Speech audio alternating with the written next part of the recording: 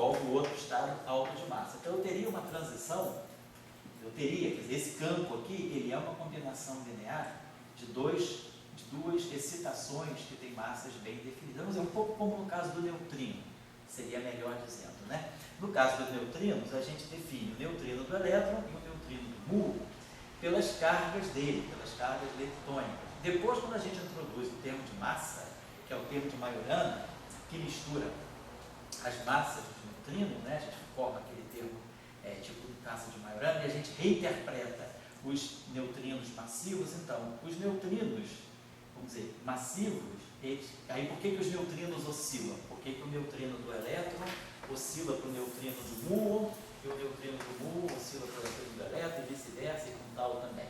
Porque esses neutrinos aqui, que têm as cargas bem definidas, eles não são autoestados de massa.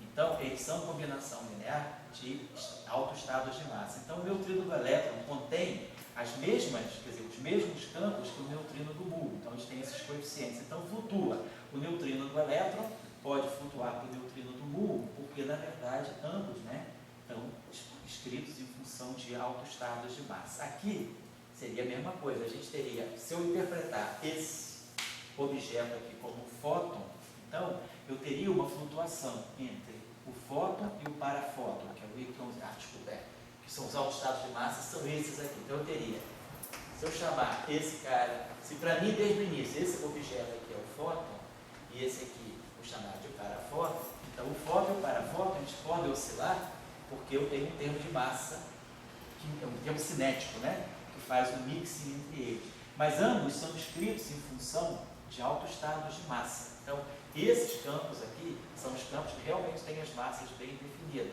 Então, esses campos e esses campos aqui não. Eles têm as interações bem definidas, mas não as massas bem definidas. Então, a gente vai ter que, na aula que vem, apurar bem essa discussão. O que é importante, o que vai ser primordial? Trabalhar com esses campos aí, com essas cargas, ou com esses campos e com essas cargas, mas aí tendo que conviver com a questão da oscilação. Então, isso eu queria chamar a atenção. A gente preparou todos os cálculos que estão ali para isso, e aí isso é importante porque as cargas, então, que nós estamos falando, quais são as cargas das quais nós estamos falando? Quer dizer, a carga eletromagnética é essa carga que seria, então ela vai ter uma contribuição dessa carga Y, com esse parâmetro aqui, que é muito pequeno. Então é isso que a gente vai chamar de mini carga. Mini cargas são cargas que, se eu interpretar esse cara aqui como fóton, né?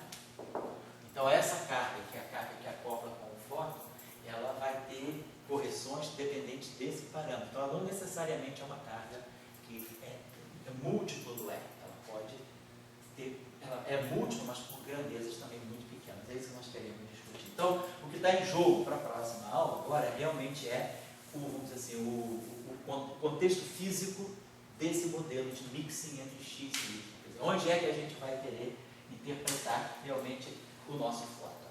Né? Se conviver com um fóton que se mistura, ou ter um fóton que é autoestado de massa e conviver com uma carga que é fracionária. Então, isso a gente vai discutir. Então, eu acho que na aula que vem, que aí dia 7, né?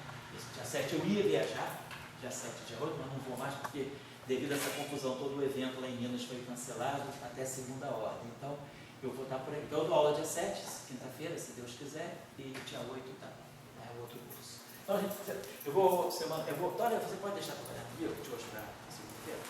Eu vou acertar isso tudo aí.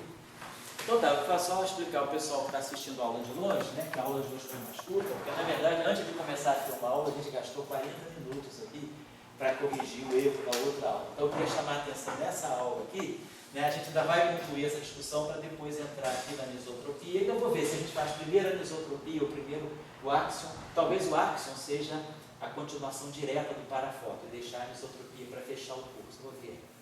Bom, mas o que era importante era corrigir na aula passada aquele deslize lá daquele cosseno de θ, e porque é importante que essa relação aqui se feche. E com aquele erro da aula passada, essa relação não se fecharia, porque estaria faltando alguma coisa aqui. Então, só para acertar isso aí. Então, a gente vai trabalhar mais a parte física, a interpretação física, e talvez eu acho que seja mais interessante a gente entrar direto no áxion, porque aí a gente faz a relação fóton, parafóton e áxion. Depois a gente pega a anisotropia. Tá bom? Beleza.